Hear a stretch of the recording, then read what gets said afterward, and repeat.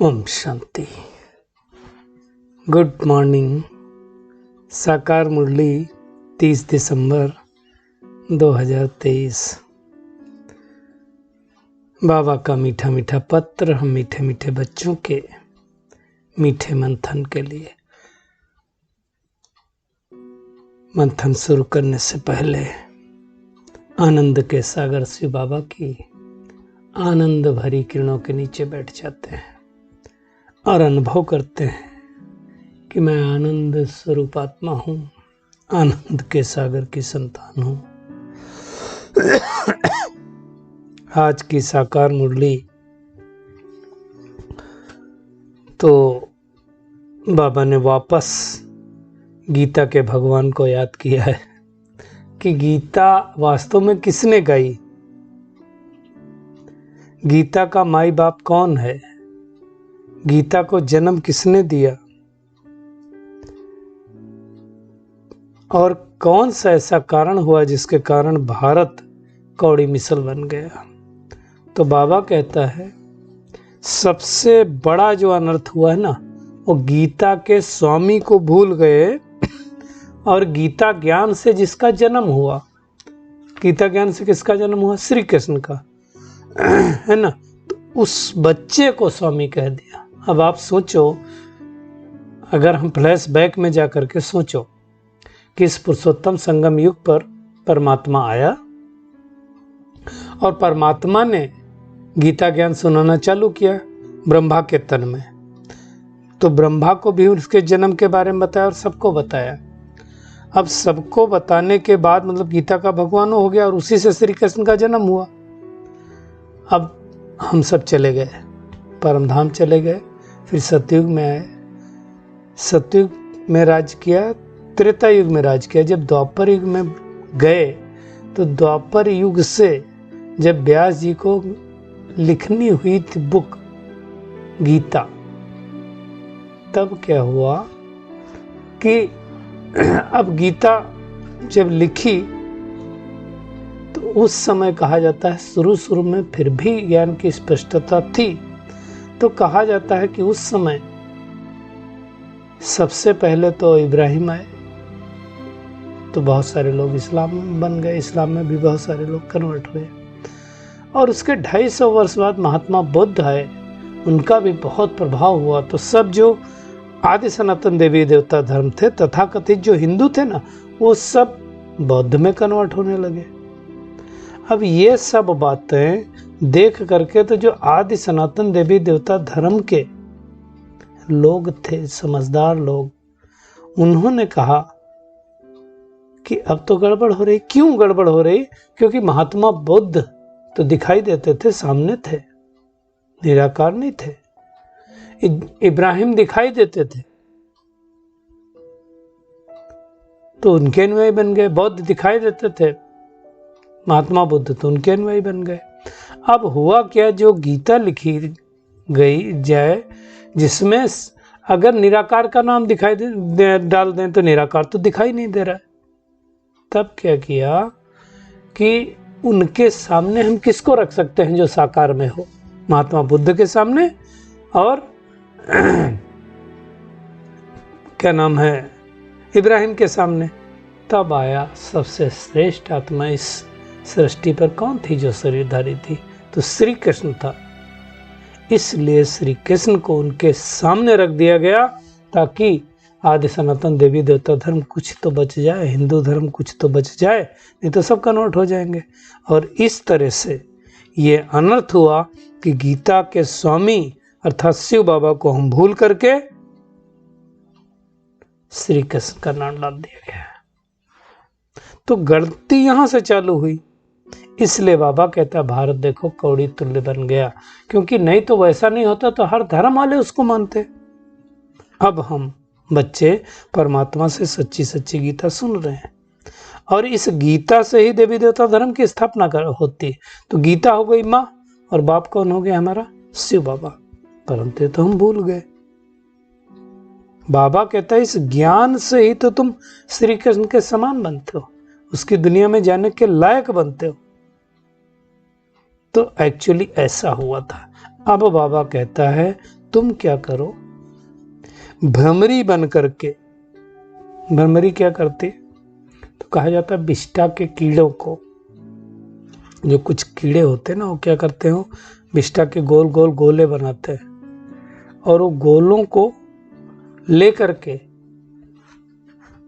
अपने उसमें उसकी ओर जाते हैं जहाँ पे उनकी रहने का स्थान होता है। तो कहते हैं जो भ्रमरी होती है ना, वो उनको ले आती है कीड़ों को, और फिर क्या करती है, एक आवाज करती है, भूं भूं भूं भूं। तो कुछ कीड़े क्या होते हैं, वो भ्रमरी के समान बन के उड़ने लगते हैं, भ्रमरी उड़ती है और कुछ कीड़े ऐसे समाप्त हो जाते हैं। तो बाबा भी कहता है कि तुम अपने भाई बहनों को ठोकर खाने से बचाओ, क्या करो, भू भू कर आप समान बनाओ। ये मेहनत है और ये शुभ कर्म करने में देरी नहीं करनी है। इसलिए गीत भी है, शुभ कर्म में न देरी करो, सांसों का कोई भरोसा नहीं है। तो इस तरह से ये गीता में गड़बड़ हुआ। बाबा कहता है अब इस समय देखो 5% सुख है और 95% दुख है, तो कैसे स्वर्ग होगा? स्वर्ग तो इसको कह नहीं जा सकता। वैसे भी मेरा अनुभव है, जब जब हम राजयोग कराते हैं तो पूछो किसी से अगर कौन सा युग चल रहा है, तो आंख मूंद के सब बोलते हैं कलयुग चल रहा है, घोर कलयुग चल रहा है। मतलब चल ही रहा है ना। फिर तो अब भगवान आकर के उस सतयुगी दुनिया की स्थापना करता है। ये कल्पना नहीं है, ये ओरिजिनल है, ये होना है। दुनिया में तो कोई प्रकृति को मानते हैं, कोई साइंस को मानते हैं, है ना, कोई कहते हैं सृष्टि मात्र कल्पना है, कुछ था ही नहीं। कोई तो बोलता है बस इस शरीर में है, अपने माँ बाप के घर में जन्म लिया, इसके बाद कुछ होता नहीं, आत्मा कुछ नहीं होती, शरीर है बस। तो कई लोग मानते, कई लोग नहीं मानते। कई लोग बोलते हैं ऐसा कुछ होता ही नहीं है, पुनर्जन्म वगैरह कुछ भी नहीं है। तो बाबा कहता है अब तुमको मेरे पास आना है। अब एक और वंडरफुल बात है, जैसे बाबा आया तो बाबा ने जो ज्ञान सुना है उसकी गीता बनी, लेकिन जब क्राइस्ट और बुद्ध आते हैं क्या करते हैं? वो कोई बाइबल लेकर के सुनाते हैं क्या? धम्मपद लेकर के सुनाते हैं क्या? नहीं, वो जो सुनाते हैं उसकी बाइबल बनी। महात्मा बुद्ध ने जो सुनाया उसका ग्रंथ बना बौद्ध धर्म का। ये समझने की बात है। इसका मतलब क्या हुआ कि बाबा कोई गीता उठा करके नहीं सुनाता, बाबा ने जो सुनाया उसके बाद वो गीता बनी, वो भी 25 सालों के बाद। तो ये सब बातें बाबा कहता अच्छी तरह से समझ करके फिर तुमको सबको समझाना है, क्योंकि ये बात समझने के लिए सबको भी ताकत चाहिए, हर कोई नहीं समझ सकता है ना। तो गीता रचने वाला कौन? शिव बाबा, और जन्म दिया उससे श्री कृष्ण को। तो ये सारी बातें अच्छी तरह से समझाने हैं। दुनिया में आप देखो, जो श्री कृष्ण के मानने वाले होंगे तो सब जगह बोलेंगे श्री कृष्ण ही है। राधे को मानने वाले होंगे तो राधे राधे। आप मथुरा में चले जाओ, वृंदावन, राधे राधे राधे मतलब क्या है? रिक्शे वाला भी बोलता है राधे मतलब श्री कृष्ण। तो सबका अलग अलग का है। अब एक ही मथुरा शहर है, कोई कहता है श्री कृष्ण सर्वव्यापी, कोई कहेगा राधे सर्वव्यापी। तो कितनी मूंझी हुई बात है। कोई कहेगा गणेश सर्वव्यापी। तो एक की मत दूसरे से नहीं मिलती। एक घर में ही कोई हनुमान की पूजा करता होगा तो कोई गणेश की करता होगा तो कोई राम की करता होगा। तो बाबा कहता है जब सारी सृष्टि की वानप्रस्थ अवस्था हो जाती है तब मैं आता हूं इस सृष्टि पर, इस सृष्टि को फिर से ठीक करने के लिए।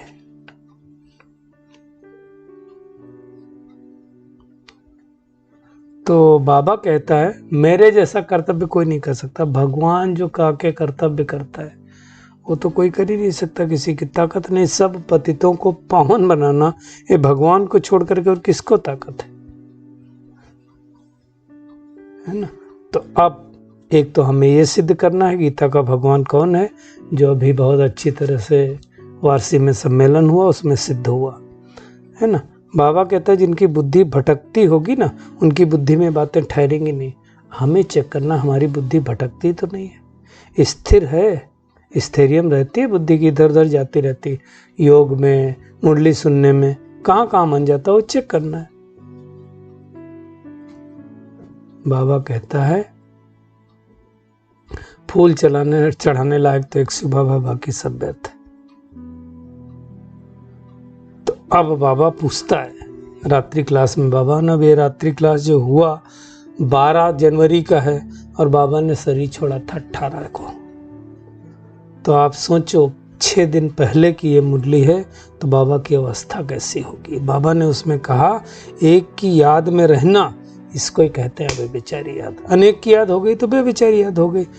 तो अब सोचो कि हम किसको याद करते हैं। बाबा कहता खाना पीना रहना एक घर में, याद दूसरे को करना तो ठगी हो गई ना। भक्ति भी जब एक की करते थे तो अव्यभिचारी याद थी। इसलिए आप देखो द्वापर युग तक भक्ति अव्यभिचारी थी, कलयुग से बेविचारी हुई। तो बाबा ने कहा आज होमवर्क दिया हम सबको, हर एक अपने से पूछे हम एक बाप को याद करते हैं या अनेक मित्रों को याद करते हैं, किसको याद करते हैं। क्योंकि दिल तो हमें एक बाबा से ही लगानी, और अगर दिल और किसी तरफ गई तो फिर अव्यभिचारी की बजाय बेविचारी याद हो गई। तो हमें चेक करना है अपने आप को कि मेरी याद कैसी है, बेविचारी या बेविचारी।